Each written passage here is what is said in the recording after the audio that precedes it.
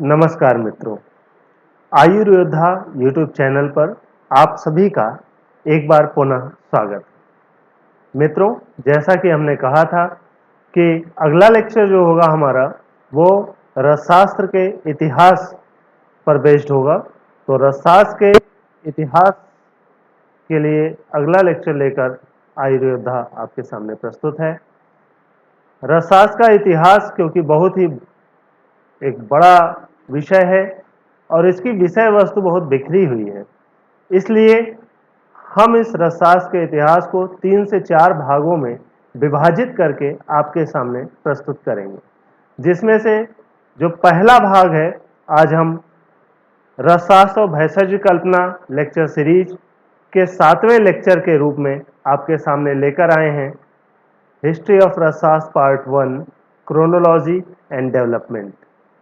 इस भाग में हम लोग रसशास्त्र के विकास का एक क्रम जानने का प्रयास करेंगे, ढूंढने का प्रयास करेंगे और आगे के लेक्चर्स में रसशास्त्र के इतिहास से जुड़ी और तथ्य और विषय वस्तु को संग्रहित करने का प्रयास करेंगे।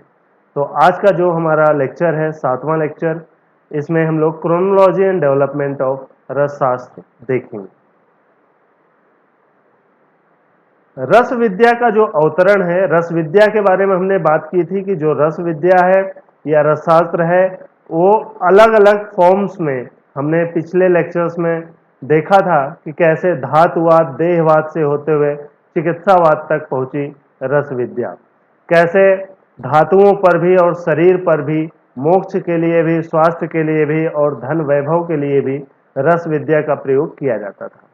तो ये जो रस विद्या है अवतीर्ण कहाँ से हुई है, आई कहाँ से है, इसके लिए रस हृदय तंत्र, रस हृदय तंत्र में जो कि आचार्य भिक्षुपाद गोविंद द्वारा लिखित है, रचित है, जो जिन्हें जगत गुरु आदि शंकराचार्य का गुरु भी माना जाता है।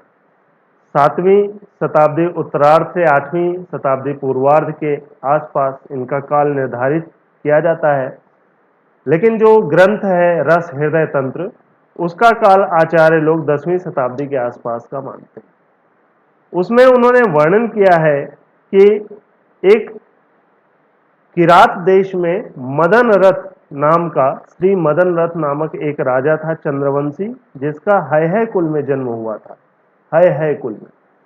उसी चंद्रवंशी राजा के पास रस विद्या स्वयं अवतीर्ण हुई थी। स्वयं अवतीर्ण होने का एक सीधा सीधा शाब्दिक अर्थ तो यह लगाया जा सकता है कि रस विद्या प्रकट हुई किसी मायावी शक्ति के द्वारा, लेकिन इसका एक दूसरा अर्थ भी लगाया जा सकता है कि रस विद्या स्वयं अवतीर्ण होने का अर्थ यह है कि लोगों के प्रैक्टिकल नॉलेज में था, लेकिन वो ग्रंथबद्ध नहीं था। उसको ग्रंथबद्ध करने के लिए मदन रथ नाम के जो राजा थे किरात प्रदेश के, उन्होंने, जो कि एक रसाचार्य भी थे, उन्होंने प्रेरित किया किसी को कि इसको ग्रंथबद्ध करें, लिपिबद्ध कर दें। लेकिन प्रैक्टिकल नॉलेज जो उसका था, प्रयोगात्मक जो संज्ञान था, वो जनमानस में उस समय था। ऐसा माना जा सकता है स्वयं अवतीर्ण का अर्थ, कि स्वयं अवतीर्ण हुए। लेकिन अन्य मान्यताओं में, जैसे हमने पिछले जो इंट्रोडक्टरी लेक्चर्स थे उसमें भी देखा था कि जैसे संहिता की जो उत्पत्ति है आयुर्वेदिक संहिताओं की, वो ब्रह्मा से लेकर के ब्रह्मा, दक्ष, अश्विनी कुमार, इंद्र के माध्यम से भरद्वाज ऋषि के द्वारा इस पृथ्वी पर अवतरित माना जाता है। उसी प्रकार से जो रस शास्त्र के अनुयायी हैं, रस शास्त्र के विद्यार्थी हैं, ऐसा मानते हैं कि जो रस विद्या है वो महादेव और पार्वती से अवतीर्ण हुई है। महादेव और पार्वती का रस शास्त्र में क्या महत्व है, इसको भी हम लोग अगले लेक्चर्स में देखेंगे। जब पारद के बारे में हम लोग डिस्कस करेंगे, वहाँ पारद और गंधक से कोरिलेट करेंगे महादेव और पार्वती को, और इसकी महत्व को और समझने का प्रयास करेंगे, वैज्ञानिक स्पष्टीकरण का प्रयास करेंगे। लेकिन महादेव और पार्वती से जो रस विद्या का ज्ञान है वो नंदी को ट्रांसफर होता है। नंदी से भरद्वाज और धन्वंतरि को दिया गया और भरद्वाज से अगस्त्य को, अगस्त्य से पुलस्त्य को और पुलस्त्य से पुलस्त्य ऋषि के 22 शिष्यों में यह रस विद्या प्रसारित हुई। तो इस तरह से जो एक क्रम प्रसारण का है वो दैवी देव परंपरा में से मनुष्य परंपरा तक आने के लिए ये क्रम, कई लोग ऐसा मानते हैं कि महादेव पार्वती से नंदी और नंदी से भरद्वाज धन्वंतरी। इस क्रम में हम कुछ तथ्य निकाल सकते हैं। एक कि महादेव और पार्वती का की जो परिकल्पना है कि वहां से यह अवतरित हुई है रस विद्या, इसका मतलब कि महादेव और पार्वती दोनों का ही इसमें कुछ न कुछ रोल है। दूसरा, भरद्वाज और धन्वंतरी दोनों के पास रस विद्या का जाना जो बताया गया है नंदी के द्वारा, हम जानते हैं कि नंदी महादेव के साधन हैं और साधन का मतलब एक बीच की कनेक्टिंग लिंक हो सकते हैं नंदी, महादेव, पार्वती एंड अदर्स के बीच में। तो नंदी के द्वारा भरद्वाज और धन्वंतरी को देने का अर्थ है कि जो आयुर्वेद है वो लगभग दो विभागों में मुख्यतः बटा हुआ है। एक धन्वंतर संप्रदाय जो शल्य प्रधान संप्रदाय है और दूसरा चिकित्सा संप्रदाय जो काय चिकित्सा प्रधान संप्रदाय है। तो इस प्रकार यह क्रम ये प्रदर्शित करता है कि जो रस विद्या है वो दोनों ही संप्रदायों में पहुंची, रस शास्त्र। इसीलिए हम यदाकदा जो प्रयोग देखते हैं रस द्रव्यों का, रस योगों का या रस शास्त्र के सिद्धांतों का, वो दोनों में ही निश्चित रूप से दोनों में ही सही बैठता है, चाहे काय चिकित्सा संप्रदाय हो, चिकित्सा संप्रदाय या धन्वंतरी संप्रदाय हो। लेकिन चिकित्सा संप्रदाय में ये आगे बढ़ा। अगस्त्य ऋषि और पुलस्त्य ऋषि का जो वर्णन इतिहास में प्राप्त है उसके आधार पे दक्षिण भारत के प्रांत के प्रतीत होते हैं। तो अतः जो रसशास्त्र का इतिहास है वो तुलनात्मक रूप से देखा जाए तो दक्षिण भारत से कहीं से इसकी उत्पत्ति हम समझ सकते हैं। तो इस क्रम से ये तथ्य हम लोग बाहर निकाल सकते हैं, ये अपने अंडरस्टैंडिंग में ला सकते हैं। अगर युगों के अनुसार देखें, जैसा कि भारतीय जो विज्ञान है, प्राचीन भारतीय विज्ञान में जो कालक्रम है उसको 4 युगों में विभाजित किया गया है, सतयुग, त्रेता युग, द्वापर युग और कलयुग। जो ऐतिहासिक विवेचन प्राप्त होता है उसके आधार पर हम देखते हैं कि सतयुग में महर्षि भरद्वाज द्वारा मर्त्यलोक में रस चिकित्सा लाई गई, जैसा हमने क्रम अभी देखा कि नंदी द्वारा भरद्वाज को यह रस विद्या प्राप्त हुई। ये सतयुग का होना चाहिए। त्रेता युग में राम, भैरव, रावण ये सभी रस शास्त्र के ज्ञाता हैं, ऐसा वर्णन प्राप्त होता है ऐतिहासिक पौराणिक ग्रंथों में। उन्होंने दक्षिण भारत की ओर इसका प्रसार ज्यादा किया। द्वापर युग में महर्षि पतंजलि, मत्त, मांडव्य, व्याधि, भीमसेन, नकुल, सहदेव, शिशुपाल, जरासंध इन सभी द्वारा पश्चिमी भारत में प्रसार किया गया, ऐसा ऐतिहासिक विवेचन से समझ में आता है। जबकि कलयुग में महात्मा बुद्ध द्वारा सबसे ज्यादा प्रसारित किया गया रसशास्त्र को। उसके बाद जो रस विद्या है वो चिकित्सावाद में सीमित हो जाने के कारण वैद्य समाज द्वारा ज्यादा प्रसारित हुई। इसके पहले तक क्योंकि धातुवाद और देहवाद मुख्य उद्देश्य इसका देहवाद था और धातुवाद प्रयोग होने लगा, तो इसलिए अन्य लोगों द्वारा प्रसारित हुआ। लेकिन जो मुख्यतः केवल चिकित्सावाद तक सीमित हो जाने के कारण केवल वैद्य समाज द्वारा ही कलयुग में ये प्रसारित हो रहा है। वैदिक काल की अगर बात करें तो वैदिक काल में वेदों में 6 धातुओं का वर्णन है, स्वर्ण, रजत, ताम्र, वंग, नाग और लौह का, अलग अलग नामों से, भिन्न नामों से वर्णन है। इन 6 धातुओं के वर्णन का अर्थ ये होता है कि रसशास्त्र उस समय विकसित था, यद्यपि उसे लिपिबद्ध नहीं किया गया। वेदों में केवल सूत्र रूप में ही रसशास्त्र के प्रमाण प्राप्त होते हैं, उन्हीं प्रमाणों को निकालने का यहाँ प्रयास किया गया है।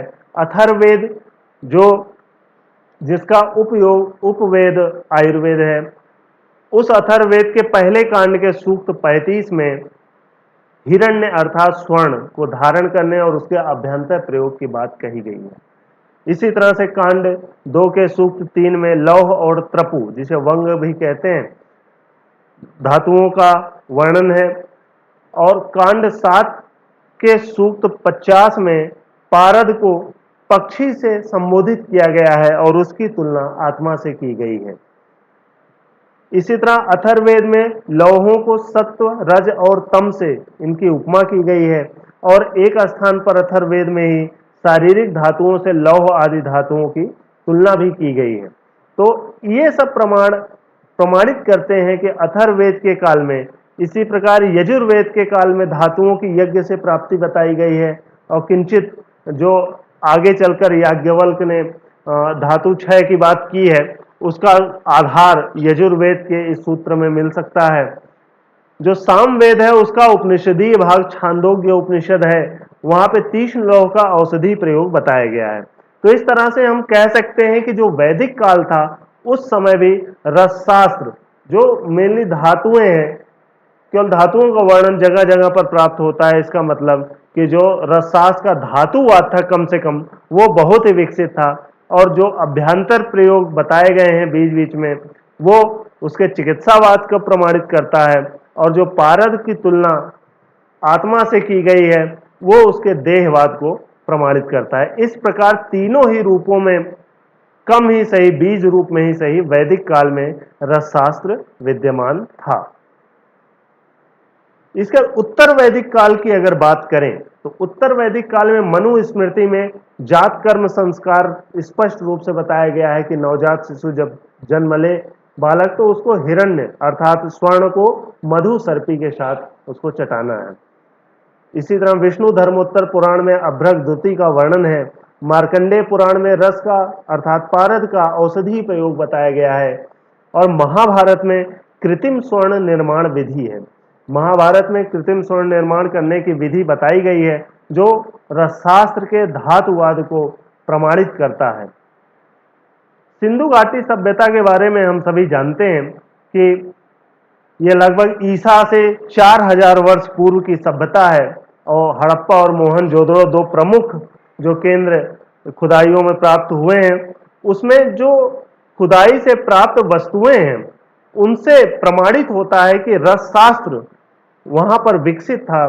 सिंधु घाटी की सभ्यता में भी, इंडस वैली सिविलाइजेशन जिसको कहते हैं, रस द्रव्य में स्वर्ण, रजत, ताम्र, अकीक, हड़ताल, शिलाजीत, गैरिक, शंख, वराटिका आदि अनेकों रस द्रव्य वहां के एक्सकवेशन में, खुदाई में प्राप्त हुए हैं। और मोहनजोदड़ो की खुदाई में पारद से उड़ने वाले अनेक हवाई जहाज मिले हैं जिनके एक चैम्बर में पारद भरा हुआ है। इससे ऐसा प्रतीत होता है कि उस समय जो पारद की खेचर गति कही गई, उड़ने की क्षमता और उड़ाने की क्षमता विकसित करने वाला, वह कहीं न कहीं उस समय विकसित हो सकती है क्योंकि प्रत्येक हवाई जहाज के एक चैम्बर में पारद प्राप्त हुआ है। इससे हम समझ सकते हैं कि लगभग ईसा से 4000 वर्ष पूर्व, जो कि वैदिक काल माना जा सकता है, उस समय भी रसशास्त्र धातुवाद के लिए तो कम से कम निश्चित रूप से विकसित था। हालांकि चिकित्सावाद और देहवाद के प्रबल प्रमाण सिंधु घाटी सभ्यता में प्राप्त नहीं होते, किंतु धातुवाद के रूप में कहीं न कहीं रसशास्त्र के प्रमाण वहां पर इंगित है। संहिता काल की अगर बात करें, संहिता काल हम जानते हैं कि आचार्य चरक संहिता सबसे पुरानी संहिता मानी जाती है। और चरक संहिता में इतिहासज्ञों के अनुसार इसका काल जो है 1200 सती निर्धारित है, ईसा पूर्व 1200। और दृढ़बल ने इसको परिपूरित किया है कुछ अंशों को। इसके अतिरिक्त अनेक रसशास्त्रीय अनेक द्रव्यों का समावेश भी इसमें है, जैसे रत्नों में माणिक्य, मुक्ता, पुखराज, प्रवाल, हीरा, वैदूर्य, सूर्यकांत, सर्पमणि, स्फटिक, शंख, सुक्ति आदि का वर्णन करना। धातुओं में स्वर्ण, रजत, ताम्र, लोह, नाग, वंग, कांस्य, पीतल, मंडूर आदि का जगह जगह पर प्रयोग। और कई सारे खनिजों का औषधीय प्रयोग वर्णित है, शिलाजतु, हड़ताल, मना शिला, तुत्थ, स्वर्ण माच्छिक, रौप्य माच्छिक, गंधक, अंजन, पुष्पांजन, स्रोतांजन, सविरांजन, फिटकिरी आदि अनेक द्रव्यों का। पारद का प्रयोग भी चरक संहिता में स्पष्ट रूप से है। फिर भी कुछ विद्वान अनेक तर्कों के आधार पर इसे प्रक्षिप्त या अनुपयोगी बता देते हैं। जैसा चरक चिकित्सा 7वें अध्याय में कुष्ठ चिकित्सा जब उन्होंने बताया है, तो वहां पे उन्होंने कहा सर्व व्याधि विनाशनम अद्यात कुष्ठी रसम च निग्रहीतम। रस शब्द यहाँ पारद के ही परिप्रेक्ष्य में आया है, हालांकि कुछ लोग इसको प्रक्षिप्त बता देते हैं, लेकिन यह प्रक्षिप्त नहीं हो सकता। पारद का वर्णन संभव है, क्योंकि जब सिंधु घाटी की सभ्यता में प्रमाण मिल रहे हैं, वैदिक काल में वेदों में प्रमाण मिल रहे हैं, तो चरक संहिता तो निश्चित रूप से वेदों के बाद ही आई है। तो वहां रस द्रव्य का नाम आ जाए या रस शास्त्र के सिद्धांतों का वर्णन अगर आ जाए तो हमें आश्चर्य नहीं होना चाहिए। इसी प्रकार आचार्य चरक ने लोह चूर्ण मंडूर पुंसवन के लिए स्वर्ण रजत धातुओं का व्यापक वर्णन प्रयोग किया हुआ है।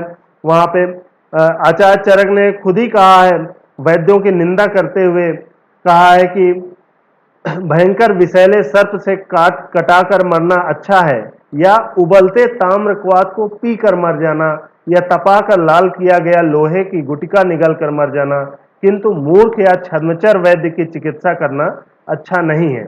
जब आचार्य चरक ये उदाहरण दे रहे हैं किसी छद्मचर वैद्य के लिए, तो निश्चित रूप से उस समय यह तो सिद्ध होता है कि ताम्र को उबाला जाता था, उस समय क्वाथ बनाया जाता था ताम्र का पिघलाकर, या लोहे की गुटिका को रक्त तप्त किया जाता था। अर्थात जो रस शास्त्र के रसशास्त्री कर्म हैं वो उस समय भी होते थे। ऐसा इन श्लोकों से आचार्य चरक के या चरक संहिता के इन श्लोकों से यह प्रमाणित होता है। चरक संहिता के सूत्र स्थान का पहला ही अध्याय है, उसमें जब जांगम औद्भिद और पार्थिव द्रव्यों में विभाजन किया है, तो वहां पार्थिव द्रव्यों में स्वर्ण पंचलोह मनःशिला हड़ताल गैरिक आदि का आचार्य चरक ने वर्णन किया है, स्पष्ट नाम है। चिकित्सा स्थान के तीसरे अध्याय में हिरण्य अर्थात स्वर्ण मनःशिला हड़ताल काशी इसका वाह्य बताया है। चिकित्सा के पहला जो रसायन का वर्णन किया है, उसमें रसायन के लिए लौहादी रसायन का वर्णन इसका एक अच्छा उदाहरण है। रसायन में वाजीकरण के लिए शिला जतु रसायन का वर्णन, स्वर्ण वैदूर मुक्ता मणि भस्म गैरिक शंख, इनकी उदक कल्पना का रक्तपित्त की चिकित्सा में बहुत अच्छा प्रयोग बताया है आचार्य चरक ने। इसका मतलब कि उस समय इन सभी के गुण दोषों के बारे में स्पष्ट ज्ञान था और इसीलिए यह सब वर्णन प्राप्त होता है। चिकित्सा के 7वें में गंधक पारद स्वर्ण माक्षिक का एक्सटर्नल एप्लीकेशन बताया है कुष्ठ के लिए। इसी तरह से चिकित्सा 13वें अध्याय में अयस्कृति का जो वर्णन है, हालांकि अयस्कृति नाम से नहीं है, लेकिन लोहे के पत्र पर क्रिया की गई है, उसको चूर्ण के रूप में बनाया गया है, भस्म नहीं बनाया गया है, तो उसे कफज उदर रोग में बताया गया है। चिकित्सा 16 में पांडु की चिकित्सा में बहुत सारे योगों में बहुत सारे धातुओं का प्रयोग, लौह ताप अद्रिज आदि का प्रयोग किया गया है। चिकित्सा 17 में श्वास की चिकित्सा जब बताई है, तो उसमें मुक्त्यादि चूर्ण बताया है। मुक्तादि चूर्ण है ये। मुक्तादि चूर्ण में मुक्ता वैदूर्य शंख स्फटिक अंजन गंधक आदि का प्रयोग बताता है कि उस समय रस द्रव्यों का प्रचुर ज्ञान भी था और प्रचुर प्रयोग भी होता था। चिकित्सा 23 में विष चिकित्सा बताते हुए ताम्र स्वर्ण का विषांग नियोगों में प्रयोग किया गया है।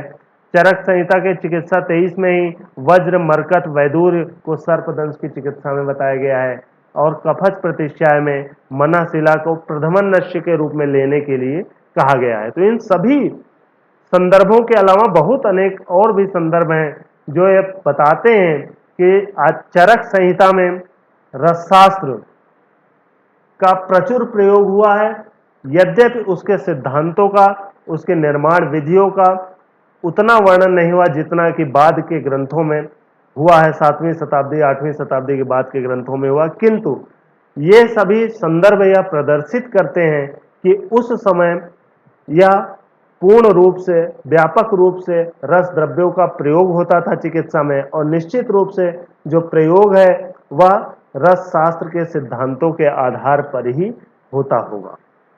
इसी प्रकार हम अगर सुश्रुत संहिता को देखें, तो सुश्रुत संहिता में भी जो 37वां गण जहां पे बताए हैं द्रव्यों के, वहां त्रपवादी गण में धातुओं के सारी धातुओं को समाविष्ट किया हुआ है, कई सारे खनिजों को भी इसमें समाविष्ट किया हुआ है।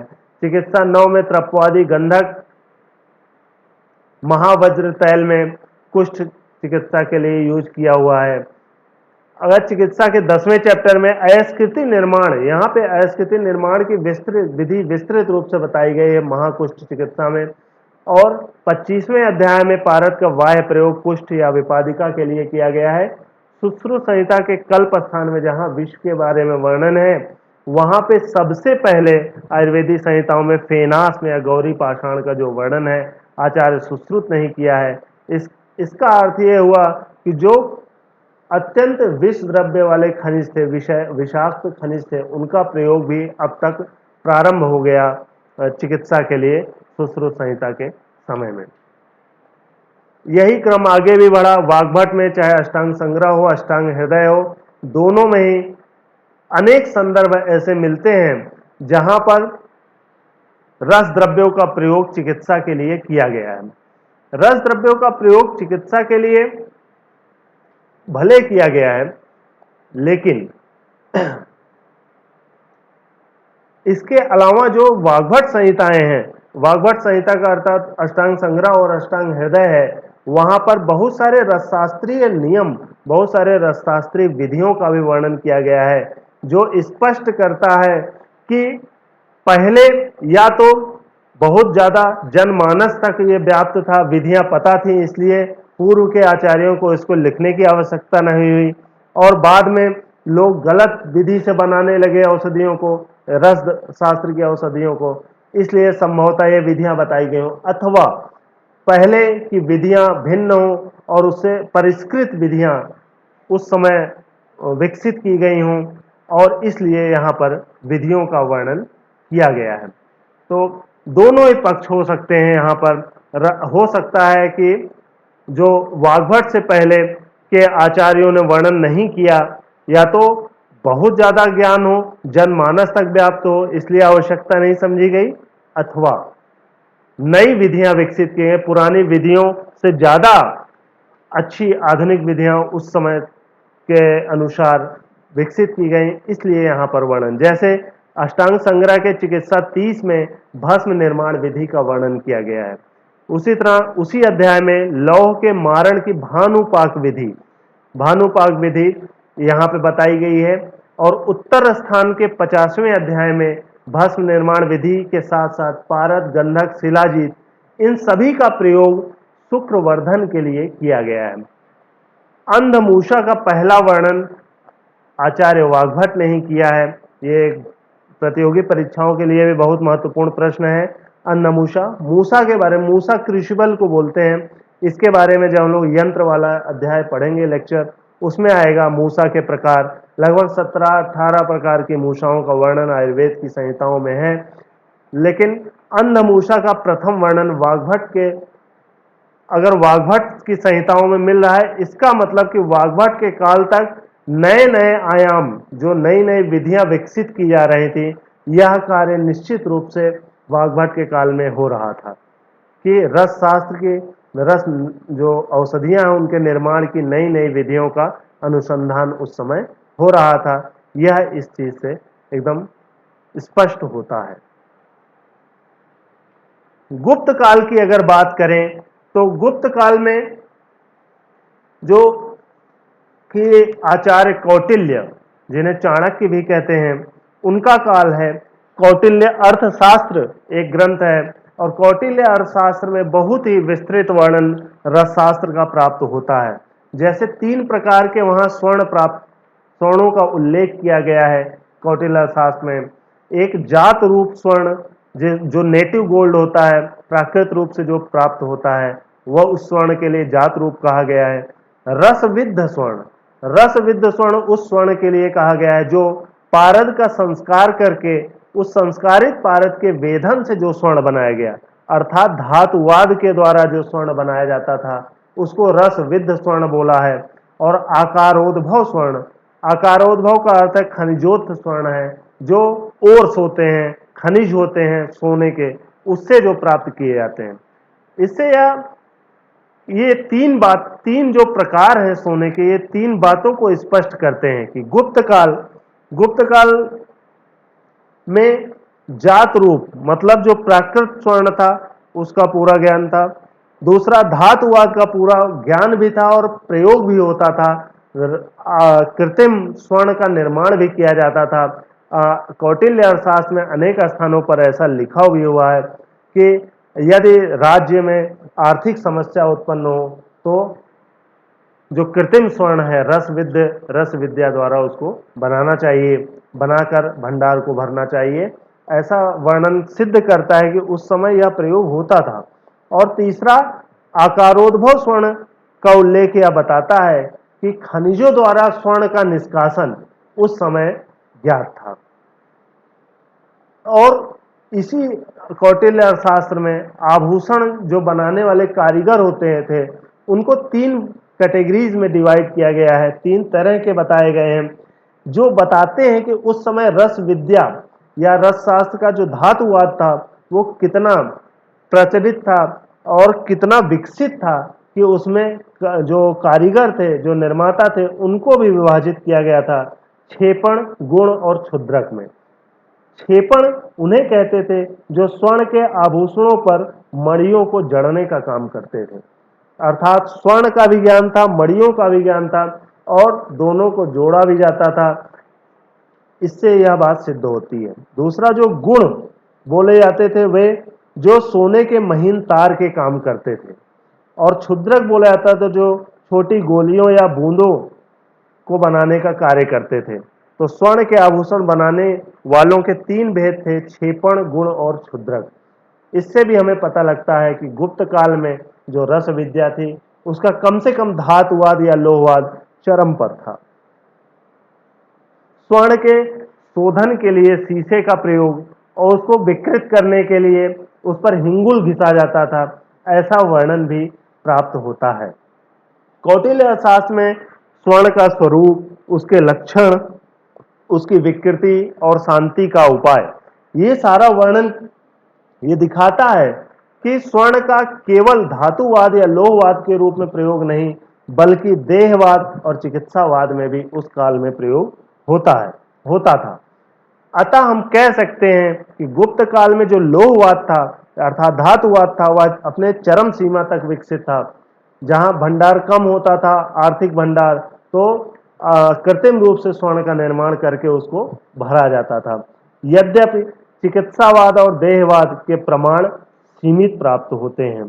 कौटिल्य अर्थशास्त्र में इसके अतिरिक्त पारद, हिंगुल, हरताल, मनशिला, काशीस, गैरिक, गंधक, स्वर्ण आदि धातुएं, हीरा, मोती, माणिक्य, मूंगा आदि रत्न, इन सबको विधिवत लिखा गया है जो स्पष्ट करता है कि गुप्त काल में रस विद्या या रस शास्त्र विकसित था।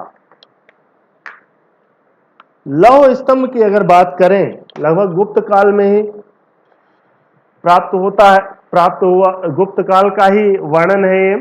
चौथी शताब्दी के आसपास लौह स्तंभ आता है, बना हुआ बताया जाता है।